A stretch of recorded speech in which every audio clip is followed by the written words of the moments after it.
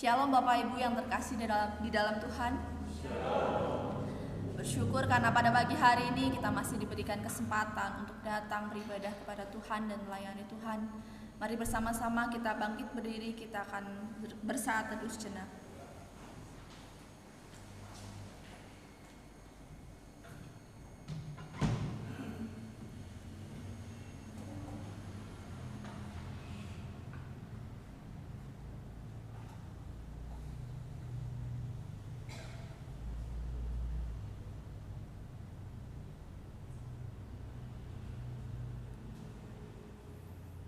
Amin. Saudara dalam kasih Tuhan, kami menyambut saudara sekalian untuk datang menghadap Tuhan. Dan kebaktian kita pada pagi hari ini kita mau landaskan pada pengakuan bahwa pertolongan kita datangnya dari Tuhan yang menciptakan langit dan bumi, yang kasih setianya kekal untuk selama-lamanya, dan yang tidak pernah meninggalkan perbuatan tangannya. Amin. Tuhan berada di bait suci-Nya.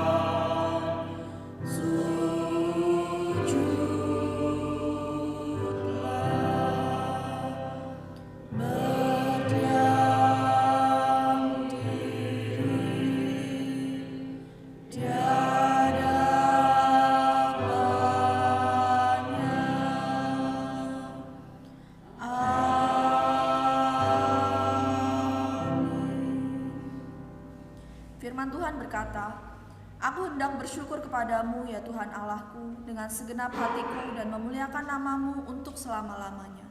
Gloria Patri.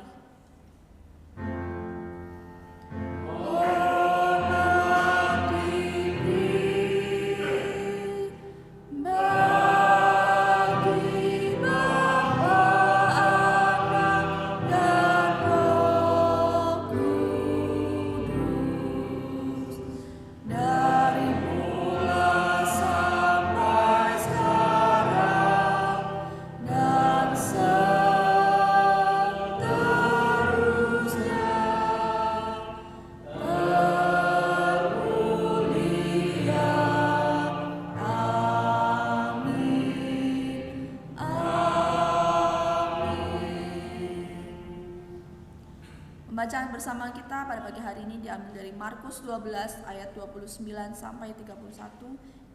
Kita akan membacanya bersama-sama. Jawab Yesus, "Hukum yang terutama ialah, dengarlah hai orang Israel, Tuhan Allah kita, Tuhan itu Esa. Kasihilah Tuhan Allahmu dengan segenap hatimu, dan dengan segenap jiwamu, dan dengan segenap akal budimu, dan dengan segenap kekuatanmu.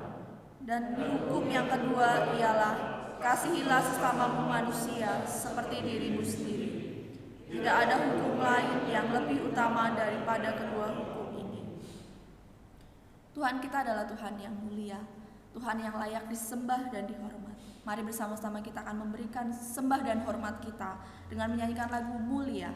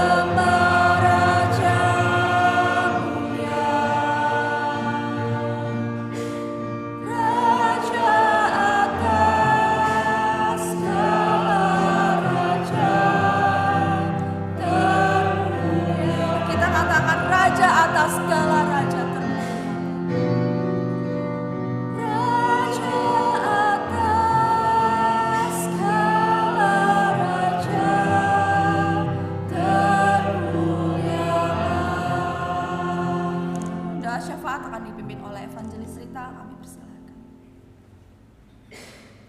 Mari kita masuk di dalam doa. Tuhan, kami datang kepadamu pada pagi hari ini. Kami sungguh bersyukur Tuhan, karena Engkau telah menghantarkan setiap kami boleh datang ke rumah Tuhan pada hari ini untuk beribadah bersama-sama. Tuhan, kami sungguh bersyukur atas pertolongan bagi setiap kami selama 1 minggu yang telah kami lalui dalam berbagai aktivitas kami masing-masing, dan Tuhan sudah menolong setiap kami. Oleh sebab itu kami juga mohon ampuni kami, kuduskan dan sucikan kami jika dalam hari-hari yang kami sudah lewati ada banyak hal yang kami sudah lakukan yang tidak berkenan di hadapan-Mu, hal-hal yang membuat kami jatuh di dalam dosa.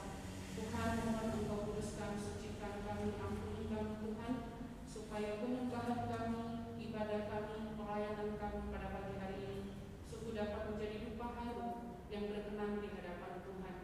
Kami mau serahkan setiap anak-anak Tuhan yang terlibat dalam pelayanan pada pagi hari ini.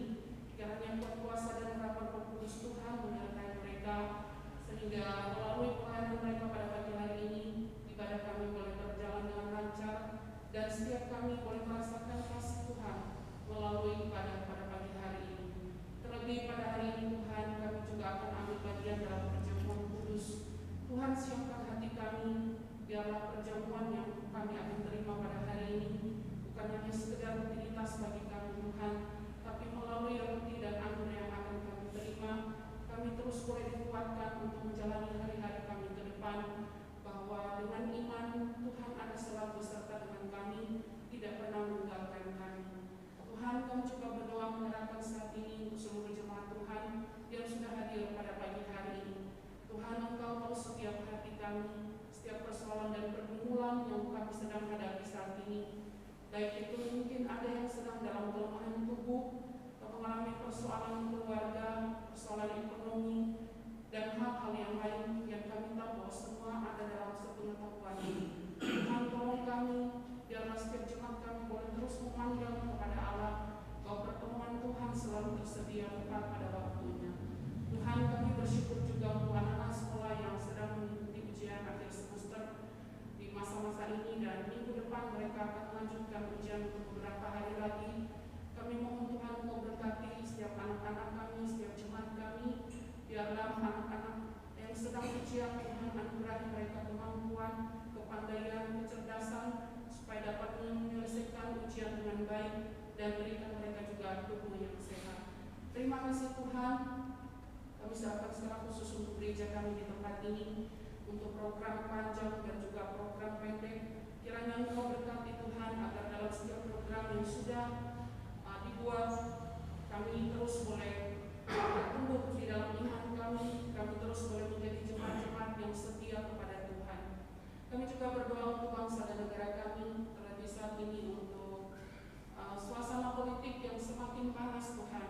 Kami percaya bahwa Engkau pemimpin bangsa kami, Engkau berkati para aparat keamanan supaya dapat menjaga keamanan di tengah-tengah bangsa kami, sehingga politik yang sedang berlangsung saat ini dan kemudian pilpres pada tahun depan semua boleh berlangsung dengan aman. Terima kasih Bapak, sekali lagi kami menyerahkan ibadah kami pada pagi hari ini ke dalam tangan Tuhan. Kiranya Tuhan Engkau berkati dari awal pertengahan hingga selesai.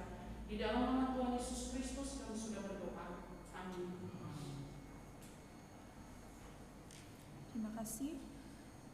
Kita akan bersama-sama membaca Alkitab kita yang diambil dari Keluaran 20 ayat 7. Kita akan membacanya bersama-sama. Jangan menyebut nama Tuhan Allahmu dengan sembarangan, sebab Tuhan akan memandang bersalah orang yang menyebut namanya dengan sembarangan. Silakan boleh duduk kembali. Pada pagi hari ini kita diberikan kesempatan untuk memberikan persembahan yang terbaik untuk Tuhan. Kita akan bersama-sama menyanyikan pujian Puji Yesus.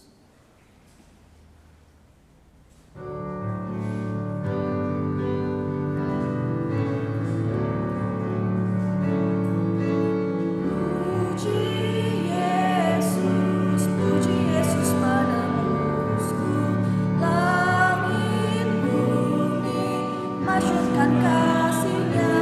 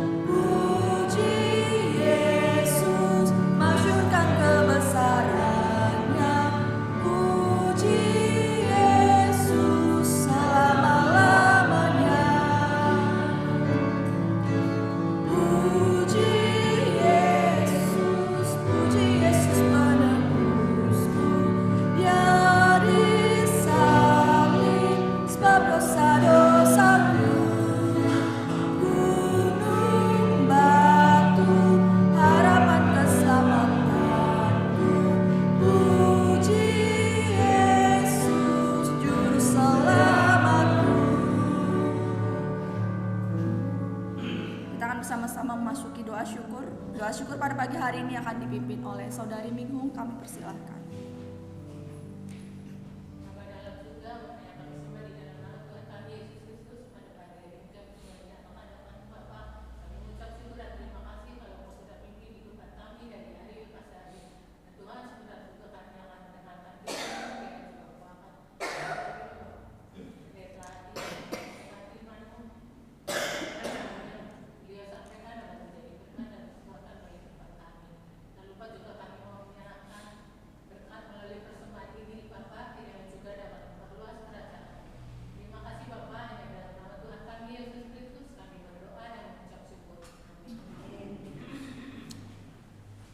Sebelum kita akan memasuki firman Tuhan dan kita akan mendengarkan firman Tuhan, kita akan bersama-sama menyiapkan hati dan pikiran kita. Biarlah Tuhan yang akan bekerja dalam setiap hati kita. Kita menyanyi lagu Kau Terindah.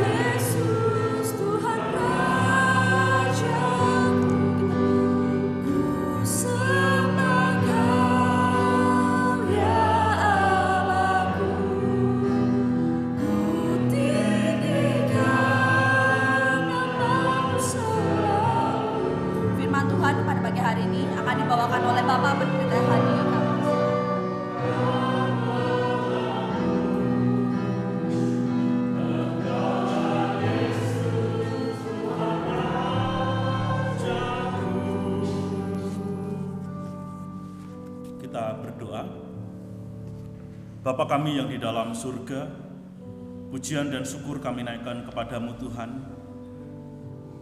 sebab kasih setia Tuhan yang tiada hentinya di dalam kehidupan kami. Dan itu terbukti Tuhan, pada pagi hari ini Engkau telah menggerakkan hati setiap kami untuk boleh datang ke rumah Tuhan, untuk beribadah, untuk memuji dan menyembah Engkau ya Tuhan.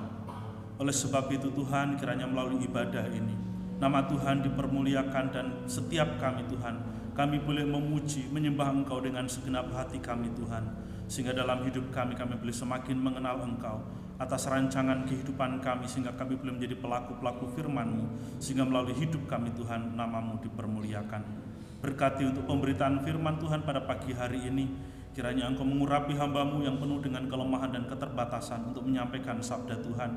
Demikian juga Tuhan, Engkau memberikan kepada setiap kami hati yang rela untuk ditaburi kebenaran firman-Mu Tuhan, dan tambahkan hikmat kekuatan kepada setiap kami untuk menjadi pelaku-pelaku firman-Mu. Terima kasih Bapa, di dalam nama Tuhan Yesus kami berdoa dan bersyukur. Amin. Shalom jemaat yang dikasihi oleh Tuhan. Puji nama Tuhan, pada pagi hari ini kita boleh bersama-sama untuk beribadah kepada Tuhan, dan kita akan merenungkan kebenaran firman Tuhan, di mana tema kita hari ini yaitu menjaga kekudusan nama Tuhan.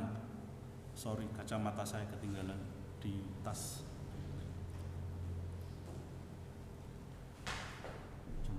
Terima kasih. Jemaat yang dikasihi oleh Tuhan, saya mengajak setiap kita untuk kembali membaca ayat tadi yang sudah kita baca di dalam Keluaran pasal 20 ayat 7. Keluaran pasal yang ke-20 ayat yang ke-7 kita baca sekali lagi.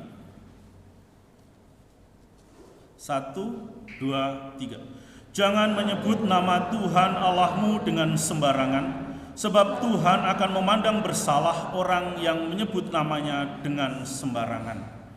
Saudara-saudaraku yang dikasihi oleh Tuhan, seorang pujangga yang sangat terkenal, William Shakespeare, ini adalah pujangga Inggris, dan dia menulis satu drama begitu ya, yang sangat terkenal, salah satunya yaitu Romeo dan Juliet.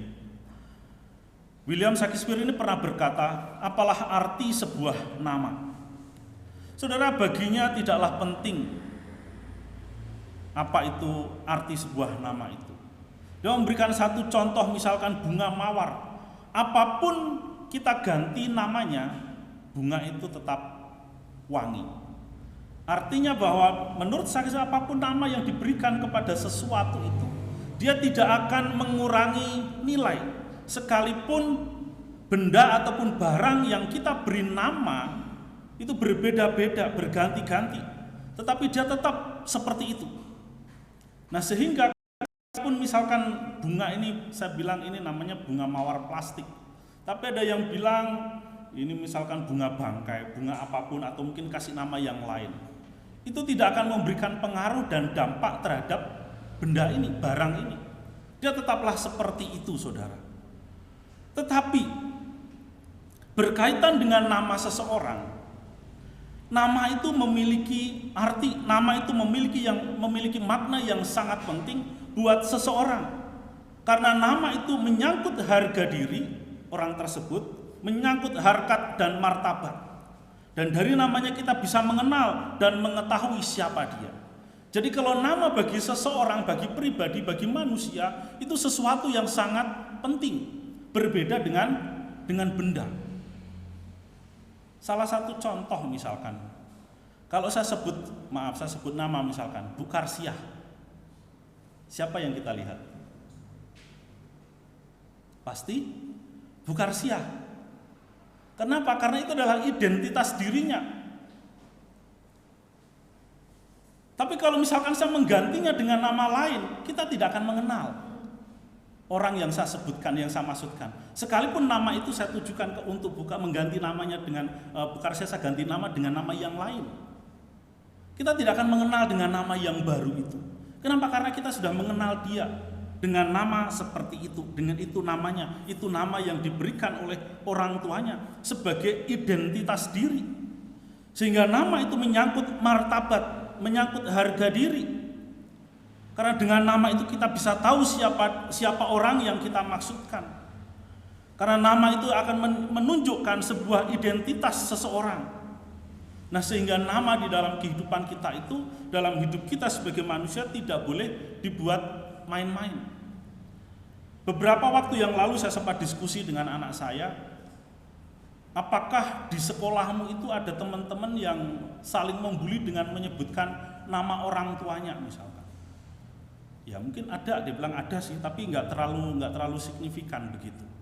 Nama itu dibuat jadi semacam guyonan, semacam bahan lelucon dan lain sebagainya. Tentunya ketika nama orang tua kita, misalkan ada teman kita yang tahu siapa nama orang tua kita, kemudian itu dijadikan bahan guyonan di kelas, pasti kita sebagai anaknya akan merasa tersinggung. Kita akan merasa marah, kita sebagai anak pasti akan merasa marah. Kenapa nama orang tuaku dibuat lelucon? Dibuat sesuatu yang tidak mencerminkan kehidupan orang tua saya misalkan. Martabatnya dijatuhkan dengan menggunakan nama itu. Nah, saudara-saudaraku yang dikasihi oleh Tuhan, ketika Tuhan Allah itu memperkenalkan dirinya secara langsung kepada Musa di dalam Keluaran pasal 3 ayat 14, di sana dikatakan Tuhan menyebut dirinya sebagai aku adalah aku.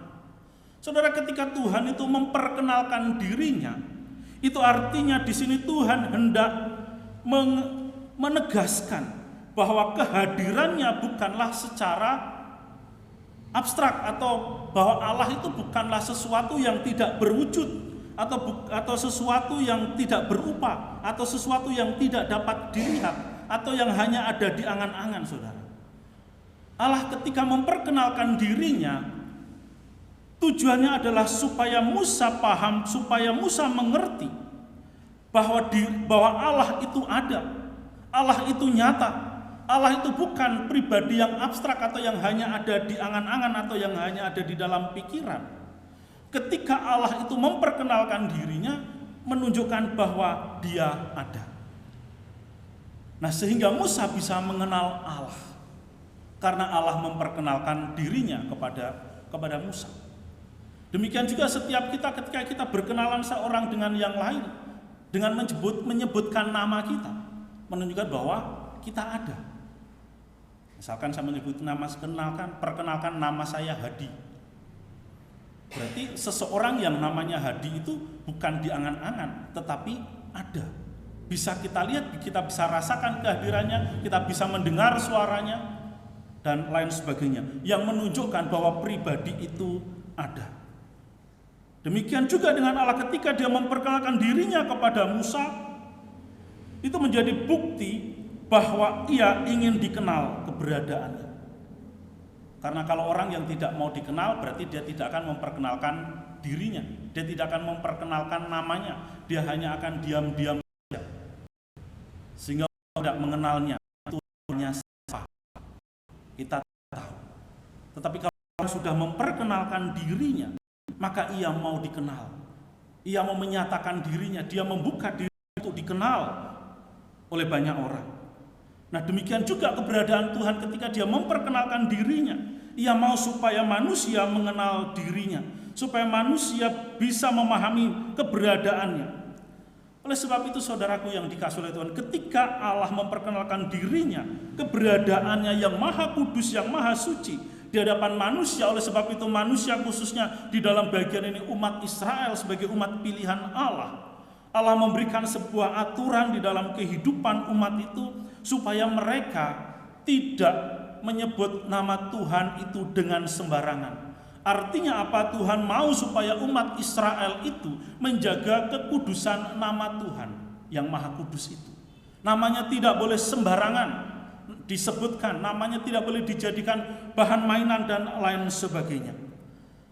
Saudara-saudaraku yang dikasihi oleh Tuhan, di dalam bagian firman Tuhan tadi dikatakan, jangan menyebut nama Tuhan Allahmu dengan sembarangan, sebab Tuhan akan memandang bersalah orang yang menyebut namanya dengan sembarangan.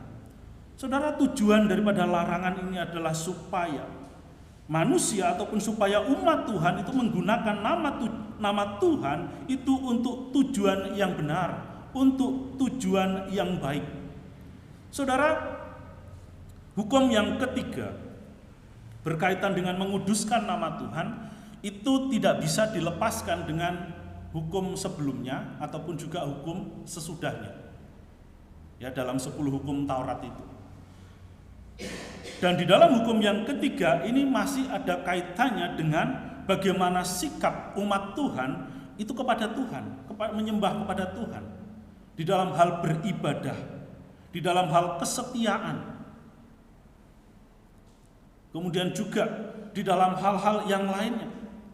Bagaimana supaya umat Israel itu boleh sungguh-sungguh mengenal Allah dan tidak menyalahgunakan nama itu ataupun membuat nama itu menjadi bahan atau ejekan yang dapat menimbulkan masalah di dalam kehidupan manusia atau menimbulkan dosa di dalam kehidupannya.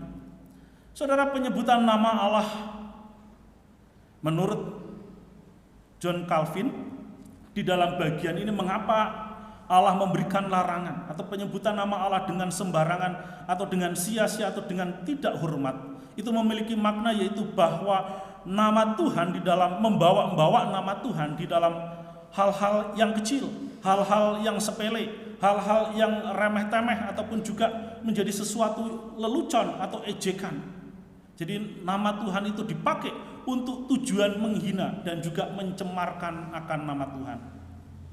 Inilah yang tidak boleh kita lakukan di dalam kehidupan kita sebagai anak-anak Tuhan. Nah, sehingga kita harus hati-hati dan waspada dengan mulut kita. Karena tadi firman Tuhan mengatakan jangan menyebut nama Tuhan Allahmu dengan sembarangan. Siapa yang menyebut nama Tuhan dengan sembarangan dianggap bersalah, dianggap berdosa. Kenapa? Karena itu adalah sebuah nama yang kudus. Oleh sebab itu nama Tuhan di dalam perjanjian lama oleh bangsa Israel, mereka tidak berani menyebut nama Tuhan yang kalau dalam bahasa Ibraninya itu kalau dilatinkan itu tulisannya YHWH. Jadi bangsa Israel tidak berani menyebutkan nama itu karena itu adalah nama yang kudus. Sehingga mereka mengganti nama itu dengan sebutan Elohim atau menggantinya dengan Adonai, dengan sebutan-sebutan seperti itu yang menunjuk kepada Allah. Karena mereka tidak berani menyebutkan. Kenapa? Karena mereka merasa sebagai manusia yang berdosa. Tidak boleh menyebut nama itu dengan sembarangan. Nama itu begitu kudus, nama itu begitu agung, begitu suci untuk disebutkan, saudara. Nah, sehingga melalui aturan tersebut, bangsa Israel diharapkan menjadi satu bangsa yang boleh sungguh-sungguh hidup takut akan Tuhan dan menjaga kekudusan Tuhan. Bukan berarti nama itu tidak kudus dengan tidak menjaga kekudusannya. Bukan berarti ketika bangsa Israel itu melakukan dosa lalu Allah menjadi tidak kudus. Tidak seperti itu, saudara. Kekudusan nama Tuhan itu tidak ditetapkan atau tidak ditentukan oleh itu menjaga kekudusan Tuhan. Tidak. Dia akan kudus sekalipun kita sebagai manusia seringkali menyebutnya sembarangan. Tetapi dampaknya bukan kepada pribadi Allah, tetapi dosa terhadap diri kita ketika kita menyebutnya dengan sembarangan. Saudara-saudaraku yang dikasihi oleh Tuhan, inilah yang menjadi perhatian buat setiap kita, bahwa di dalam kehidupan kita sebagai anak-anak Tuhan, sesungguhnya seluruh kehidupan kita adalah kehidupan yang beribadah kepada Tuhan. Sehingga nama Tuhan itu perlu kita jaga, nama Tuhan itu perlu kita hormati di dalam kehidupan kita, dan kita tidak boleh menyalahgunakan dengan sembarangan. Saudara, seringkali orang bertanya, boleh nggak sih bersumpah dengan nama Tuhan? Itu boleh saja, itu sah-sah saja, karena kita juga melihat bagaimana Rasul Paulus juga bersumpah dalam nama Tuhan. Dalam artian nama Tuhan itu dibawa, disertakan bahwa melalui sumpah itu Tuhan dilibatkan di dalamnya, bahwa isi daripada sumpah itu adalah sesuatu yang penting yang harus menjadi tanggung jawab orang yang bersumpah itu untuk memenuhi, untuk mentaati sumpah itu. Sebagaimana sumpah itu disaksikan di hadapan Tuhan, bahwa sumpah itu bukan hanya di hadapan manusia, tetapi juga di hadapan Tuhan. Bahwa orang yang bersumpah dengan menggunakan nama Tuhan, ia berjanji, ia bersumpah akan menjalankan apa yang ia sumpahkan itu dengan sungguh-sungguh, dengan takut dan gentar, saudara. Tetapi repotnya di negara kita, kalau kita berbicara tentang pejabat-pejabat yang korupsi, pejabat-pejabat yang melakukan kejahatan gitu ya, ketika mereka disumpah dengan menggunakan nama Tuhan, tapi realitanya bahwa mereka tidak menghormati sumpah itu, sumpah dan jabatan. Itu yang seringkali menjadi satu saudara, menjadi sesuatu kesedihan tersendiri buat kita, terutama kami sebagai hamba-hamba Tuhan. Ketika ada orang disumpah dengan nama Tuhan, kok dia melakukan kejahatan.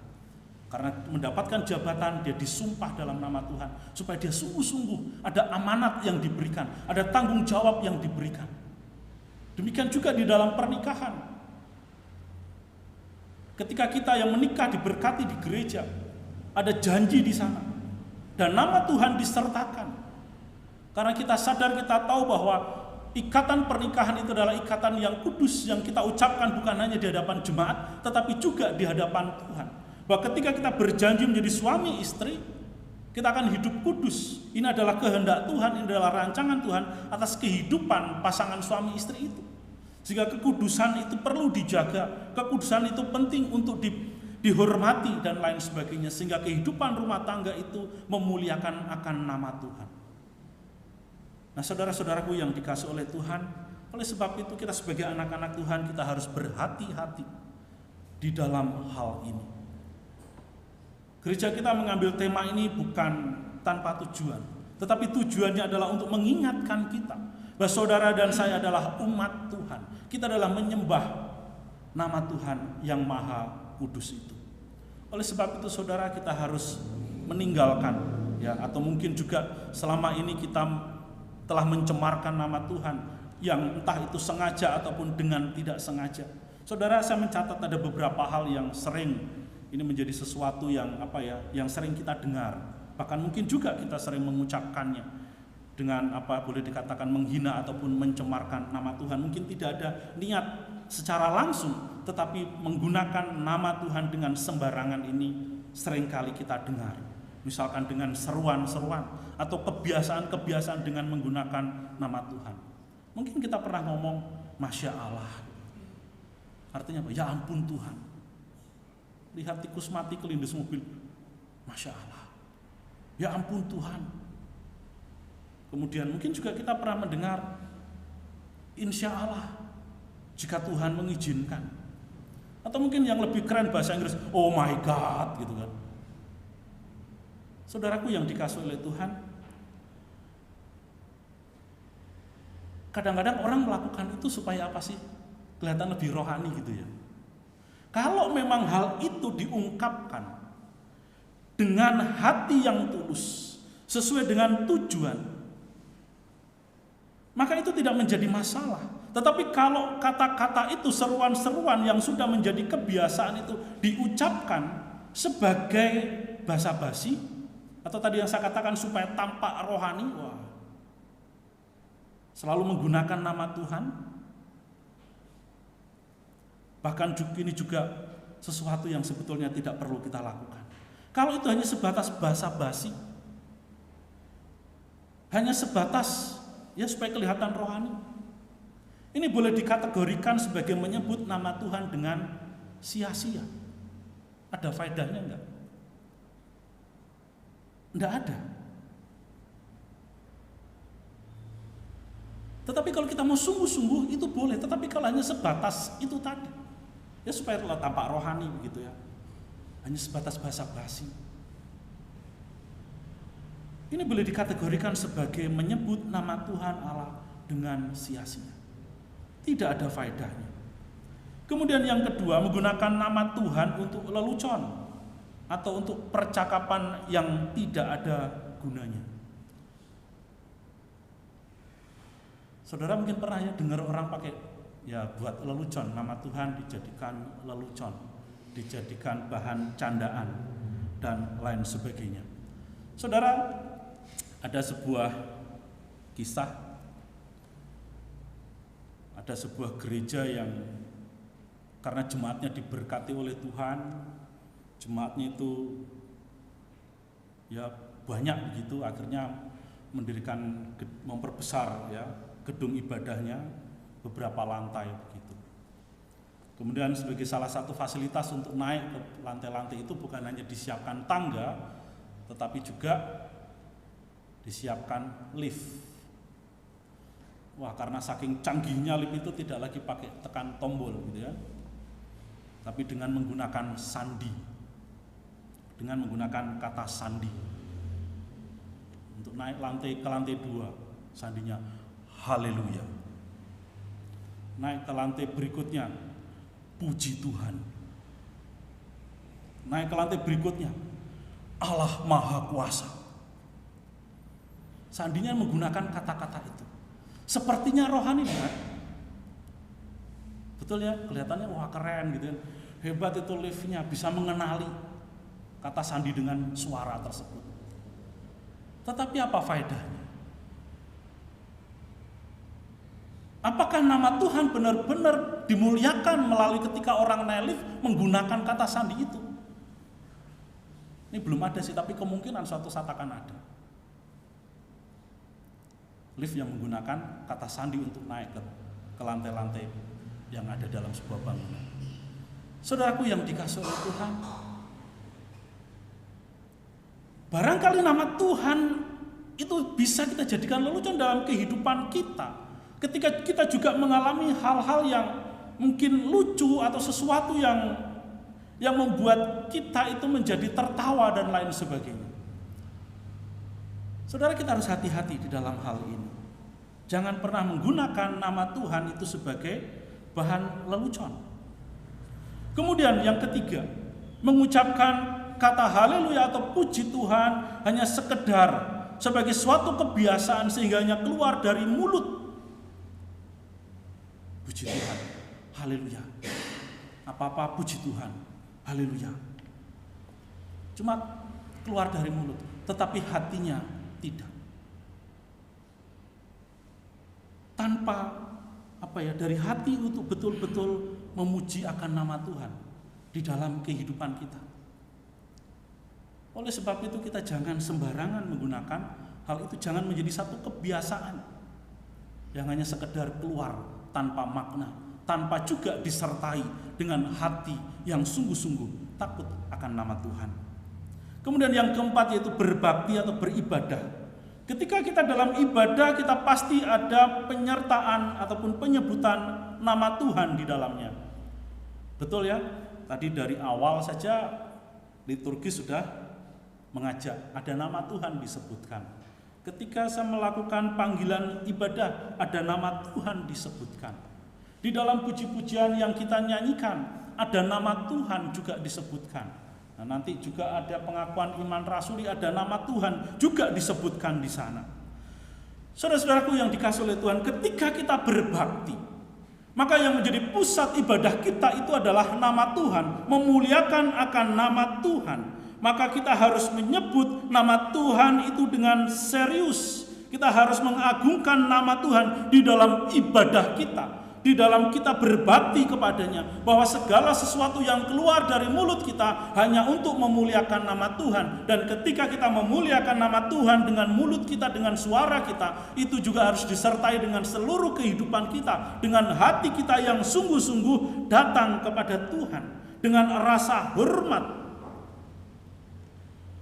Oleh sebab itu saudara, ini menjadi koreksi peran untuk setiap kita. Saya tidak tahu isi hati Bapak Ibu Saudara sekalian ketika datang beribadah, ketika pembawa acara mengajak kita menyanyi, memuji Tuhan dan lain sebagainya. Apakah ketika kita datang ibadah, kita membawa seluruh kehidupan kita yang mau kita persembahkan untuk Tuhan, untuk memuji Tuhan dengan segenap hati kita? Itu saya tidak tahu. Tetapi Bapak Ibu sendiri, saudara sendiri yang tahu bagaimana sikap hati saudara ketika datang untuk beribadah, untuk berbakti kepada Tuhan. Apakah ada kesungguhan itu? Apakah memang ada satu niat yang tulus, yang memang sungguh-sungguh rindu, aku datang ke gereja untuk menyembah Tuhan dengan segenap hatiku, bukan karena A, B, C dan lain sebagainya, dengan motivasi-motivasi yang tersembunyi dan lain sebagainya. Saudara, tidak salah ketika kita datang ke tempat ini, kita membawa pergumulan kita. Kita membawa masalah kita, karena masalah itu kan gak bisa ditinggal di rumah. Gak bisa ditaruh begitu aja. Tetapi marilah dengan segala beban persoalan kehidupan kita, apapun itu, kita mau datang menyembah Tuhan dengan kesungguhan hati. Kita sungguh-sungguh menyiapkan waktu, bahwa jam sekian sampai jam sekian aku mau dengan sungguh-sungguh memuji akan nama Tuhan. Aku mau sungguh-sungguh mendengarkan firman Tuhan. Aku mau sungguh-sungguh mengerti akan kebenaran firman Tuhan, supaya aku mampu untuk melakukan, untuk mengerjakannya di dalam kehidupan saya.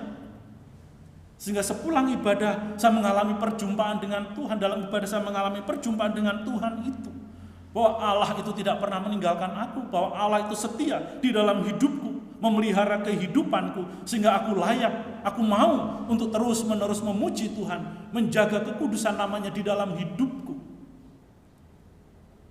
Saudaraku yang dikasihi oleh Tuhan, renungan firman Tuhan ini juga tidak bisa dipisahkan dengan renungan-renungan dalam minggu-minggu yang sebelumnya.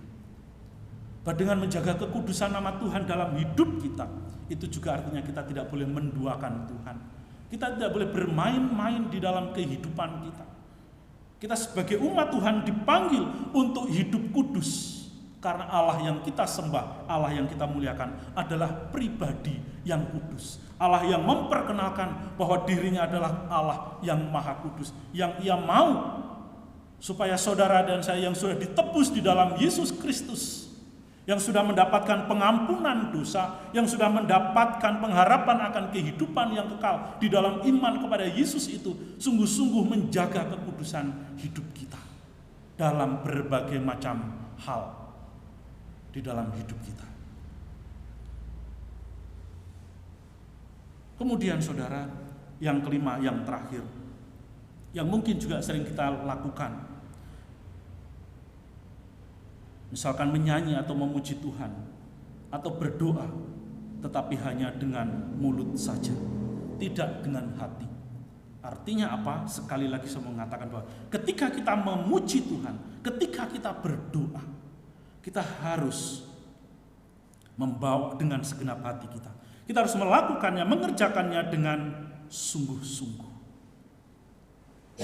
Sehingga ketika saudara dan saya bisa menjaga kekudusan nama Tuhan itu dengan melakukan segala sesuatu itu dengan sungguh-sungguh, bukan hanya pada saat ibadah, bukan hanya pada saat kita berdoa, bukan hanya saat kita memuji Tuhan, tetapi di dalam seluruh kehidupan kita, kita mau menjaga kekudusan hidup kita. Itu artinya saudara dan saya juga mau menjaga kekudusan akan nama Tuhan.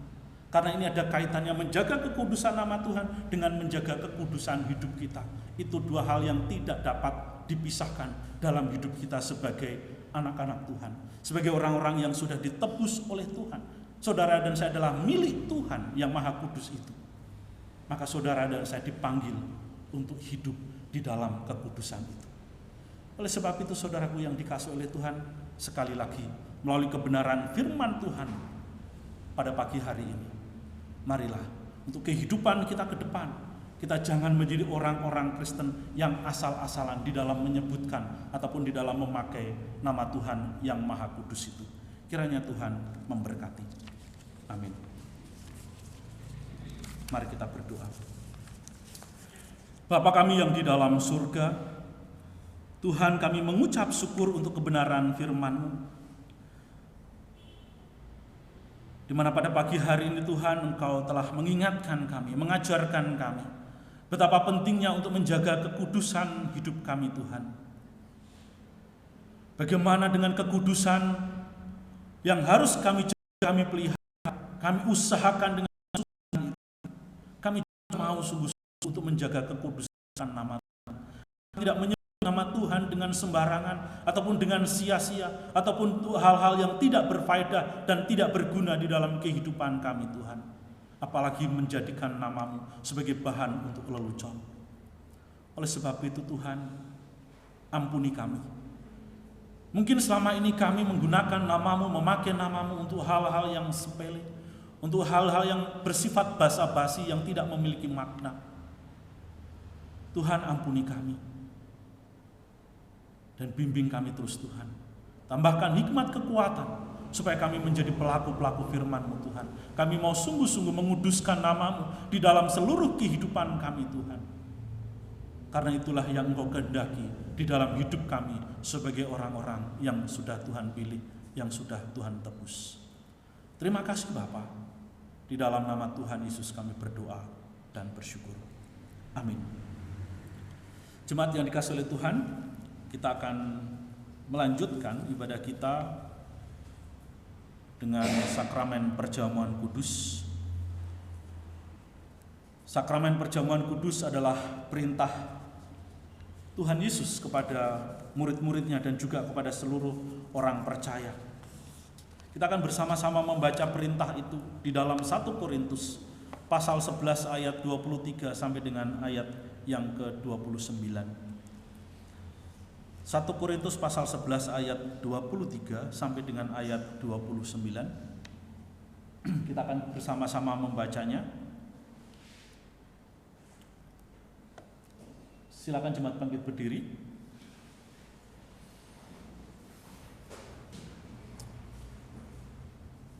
Demikian bunyi firman Tuhan.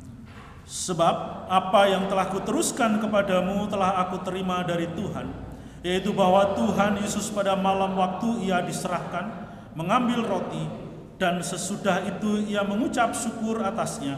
Ia memecah-mecahkannya dan berkata, "Inilah tubuhku yang diserahkan bagi kamu. perbuatlah ini menjadi peringatan akan aku. Demikian juga ia mengambil cawan sesudah makan, lalu berkata, cawan ini adalah perjanjian baru yang dimeteraikan oleh darahku. Perbuatlah ini setiap kali kamu meminumnya menjadi peringatan akan aku. Sebab setiap kali kamu makan roti ini dan minum cawan ini, kamu memberitakan kematian Tuhan sampai ia datang. Jadi barang siapa dengan cara yang tidak layak makan roti atau minum cawan Tuhan, ia berdosa terhadap tubuh dan darah Tuhan. Karena itu hendaklah tiap-tiap orang memuji dirinya sendiri, dan baru sesudah itu ia makan roti dan minum dari cawan itu. Karena barang siapa makan dan minum tanpa mengakui tubuh Tuhan, ia mendatangkan hukuman atas dirinya. Silakan jemaat duduk kembali. Saudara-saudaraku yang dikasihi oleh Tuhan, ketika Tuhan Yesus mengadakan perjamuan kudus ini adalah untuk mengingatkan kepada murid-muridnya bahwa manusia itu telah jatuh ke dalam dosa dan manusia itu membutuhkan juru selamat. Yesus datang ke dalam dunia ini sebagai juru selamat untuk menebus saudara dan saya dari segala dosa kita. Sehingga setiap orang yang percaya kepada Yesus bahwa dia adalah Tuhan dan juru selamat di dalam hidupnya, maka ia memperoleh kehidupan yang kekal. Ia memiliki pengharapan itu. Sehingga setiap orang yang sudah percaya kepada Tuhan Yesus, ia memiliki kemampuan untuk hidup di dalam kekudusan. Memiliki kemampuan, Tuhan memberikan kemampuan di dalam hidupnya untuk menjauhkan diri dari kehidupan yang berdosa. Oleh sebab itu saudaraku yang dikasihi oleh Tuhan, saya mengajak untuk setiap kita yang belum menerima Tuhan Yesus sebagai Tuhan dan Juru Selamat di dalam hidupnya, terimalah dia sebagai Tuhan dan Juru Selamat di dalam hidupmu. Terimalah dia dan berilah dirimu untuk dibaptis sebagai tanda pertobatan. Karena sebagai manusia yang berdosa, kita sadar bahwa kita membutuhkan anugerah keselamatan yang daripada Tuhan itu. Dan Tuhan Yesus telah mati di atas kayu salib, dikuburkan, ia bangkit pada hari yang ketiga, lalu naik ke surga. Saudaraku yang dikasihi oleh Tuhan, apa yang telah dikerjakan dilakukan oleh Tuhan Yesus adalah gambaran kehidupan untuk saudara dan saya. Sebagai satu pengharapan bahwa kematian bukanlah akhir dari segalanya, tetapi itu adalah awal bagaimana kita memasuki dalam dunia yang kekal bersama dengan Bapa di surga. Oleh sebab itu saudara, melalui kematian Tuhan Yesus di atas kayu salib, dan kemudian pada pagi hari ini kita bersama-sama akan mengadakan sakramen perjamuan kudus. Hal ini untuk mengingatkan akan kasih dan anugerah Tuhan itu di dalam kehidupan kita. Supaya kita sebagai anak-anak Tuhan, sebagai orang-orang Kristen, kita mau sungguh-sungguh hidup takut akan Tuhan dan melakukan kebenaran firman-Nya. Saudara, perjamuan kudus adalah simbol persekutuan kita sebagai orang percaya dengan penderitaan dan kematian serta kebangkitan Yesus Kristus.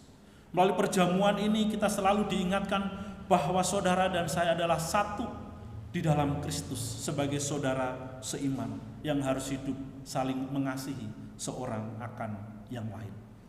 Itulah semangat, itulah ajaran yang Tuhan Yesus berikan di dalam kehidupan setiap kita, bahwa tubuh dan darah Kristus sudah dipecahkan, sudah ditumpahkan untuk penebusan dosa saudara. Ia begitu mengasihi saudara dan saya, supaya kita dimampukan untuk hidup di dalam kasih di tengah-tengah dunia yang berdosa ini. Mari kita berdoa.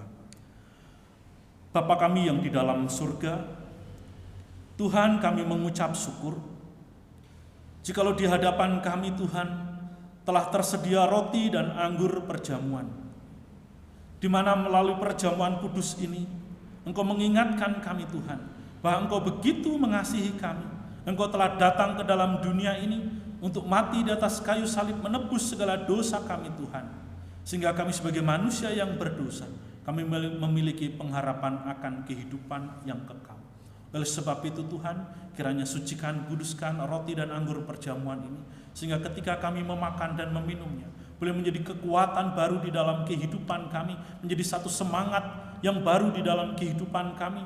Secara spiritual kami mau hidup sungguh-sungguh untuk kemuliaan Tuhan, karena Engkau telah mempersatukan kami sebagai tubuh Kristus, supaya di tengah-tengah dunia ini, melalui berbagai macam pergumulan kehidupan kami tetap mau memuliakan akan nama Tuhan.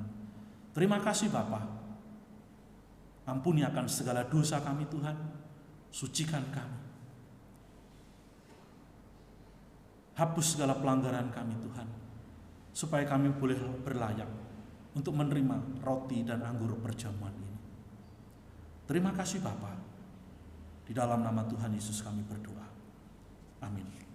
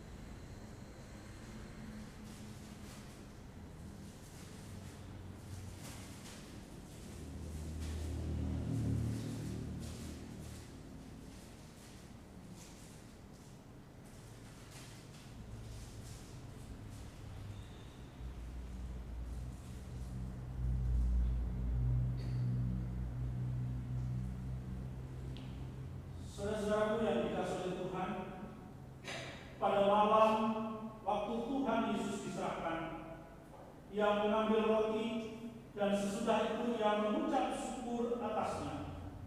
Ia memecah-mecahkannya dan berkata, "Inilah tubuhku yang diserahkan bagi kamu.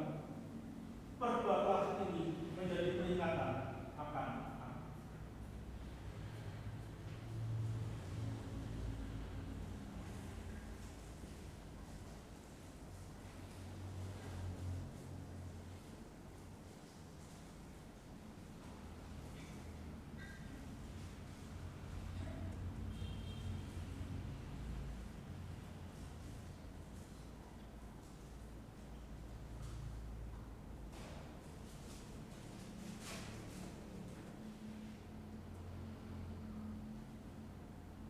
Demikian juga Ia mengambil cawan sesudah makan, lalu berkata, "Cawan ini adalah perjanjian baru yang dimeteraikan oleh darah. Perbuatlah ini setiap kali kamu meminumnya menjadi peringatan."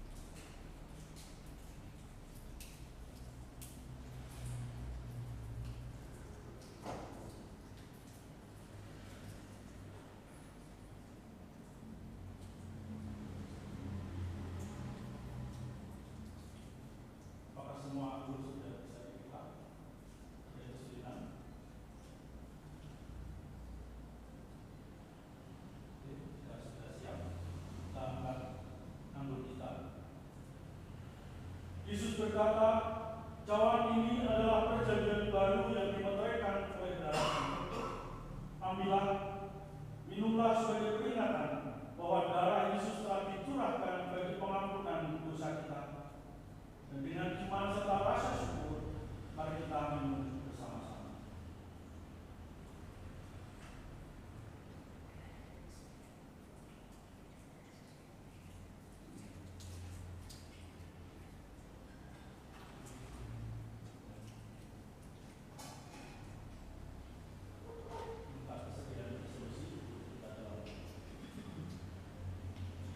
Bapa yang ada di surga, Allah yang kami sembah dalam nama Tuhan kami Yesus Kristus.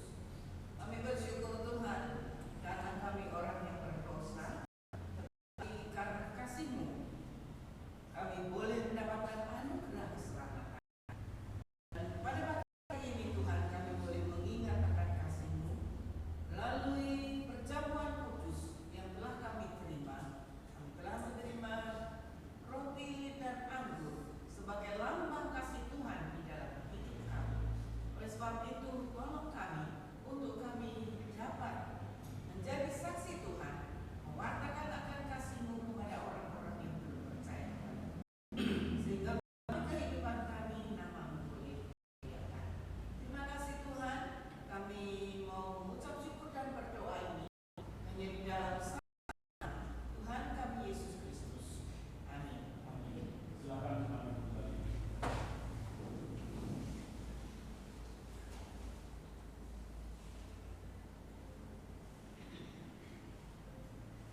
Waktu selanjutnya saya serahkan kepada pembaca.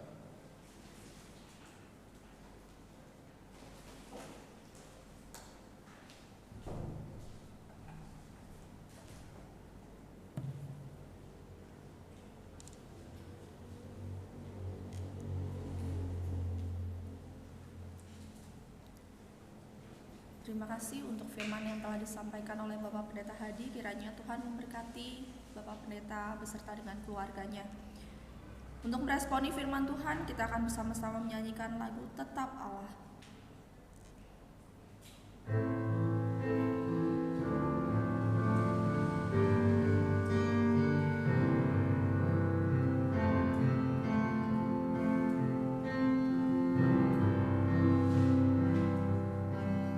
Betapa dahsyat Engkau Tuhan, Pencipta segala yang ada. Dulu, sekarang, sampai selamanya, hanya Engkau Tuhan. Tak terselami pikiranmu, tak terukur panjang setiamu. Dulu, sekarang, sampai selamanya, hanya Engkau Tuhan. Ku sembah Engkau Yesus, hanya Engkau Allah di hidupku. Tiada yang lain, hanya Kau, hanya Engkau Tuhan. Selamanya Kau tetap Allah, walau dunia semua bergoncang, tak tergoyahkan Kau tetap Allah. Bersama-sama kita akan mengikrarkan pengakuan iman kita di hadapan Tuhan. Kita akan membaca pengakuan iman rasuli bersama-sama. Aku percaya kepada Allah, Bapa yang Maha Kuasa, Khalik langit dan bumi, dan kepada Yesus Kristus anaknya yang tunggal Tuhan kita, yang dikandung daripada Roh Kudus, lahir dari anak darah Maria, yang menderita sengsara di bawah pemerintahan Pontius Pilatus, disalibkan, mati dan dikuburkan, turun dalam kerajaan maut. Pada hari yang ketiga, bangkit pula dari antara orang mati, naik ke surga, duduk di sebelah kanan Allah, Bapa yang Maha Kuasa, dan dari sana ia akan datang untuk menghakimi orang yang hidup dan yang mati. Aku percaya kepada Roh Kudus, gereja yang kudus dan am, persekutuan orang kudus, pengampunan dosa, kebangkitan tubuh, dan hidup yang kekal. Amin. Segala kemuliaan kita kembalikan kepada Tuhan. Kita akan menutup ibadah kita dengan menyanyikan lagu doksologi. Nanti doa berkat akan disampaikan oleh Bapak Pendeta Hadi. Puji Allah sumber berkat, puji Dia ciptaannya, puji Dia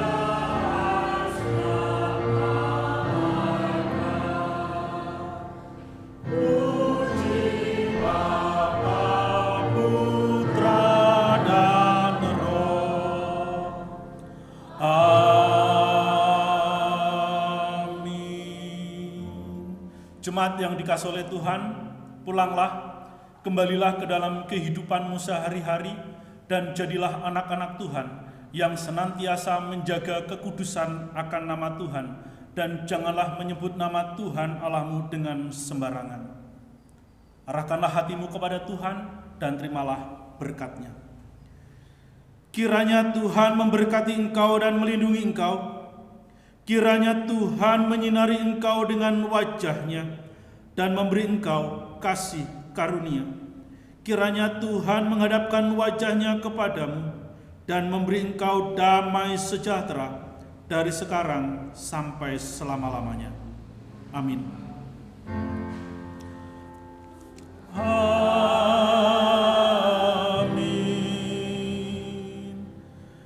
Amin.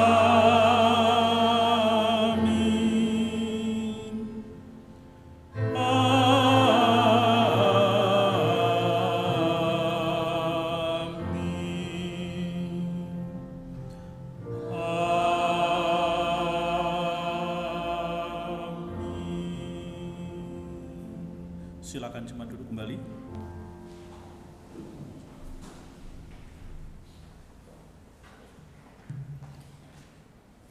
Warta Gereja, untuk petugas pelayanan di hari Minggu 11 Juni, pengkhotbah Bapak Pendeta Hadi Purwanto, liturgis Ibu Karsiah, doa syafaat Saudari Leni, doa syukur Bapak Tanto Irawan, LCD Saudari Aprilia, pemusik Saudari Novita. Lalu untuk persekutuan youth setiap hari Sabtu pukul 18, ibadah sekolah minggu setiap hari Minggu pukul 9, kebaktian doa setiap hari Rabu pukul 6 sore, pelayanan konseling pastoral setiap hari Kamis pukul 9 sampai 12 akan dilayani oleh Bapak Pendeta Hadi dan Evangelis Rita. Dan untuk persekutuan Bahtera setiap Jumat pertama dan ketiga pukul 19. Kita akan bersama-sama memberikan salam kepada saudara-saudari kita sambil menyanyikan lagu Immanuel.